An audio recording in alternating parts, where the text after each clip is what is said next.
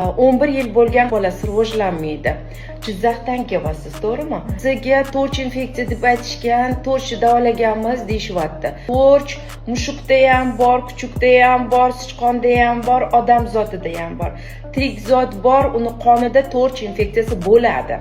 Faqat immunitet tushsa, og'ir kasalliklarga chalinsangiz immunitetingiz tushib ketadi, torch infeksiyasi titri ko'tariladi. Sabab nima ekan deb matkani bitta uzi qildim. Mana bugun 2 shoxli bachadon o'rtasida перегородкасы bor.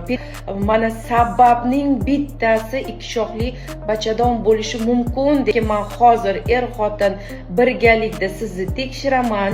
Tekshiruvlarim davomida bolani nobud qiladigan, bolani o'sishiga ta'sir qiladigan parametrlarni tekshiraman. Bilingki, sizda 2 shoxli bachadon o'rtasidagi to'siq bolangiz rivojlanishiga xalaqit qilgan bo'ladi. 8, 9, 11 haftagacha bola rivojlanadi, u yoqda yurak to'xtab qoladi. Mana vaginalniy uzi tekshiruvi bor.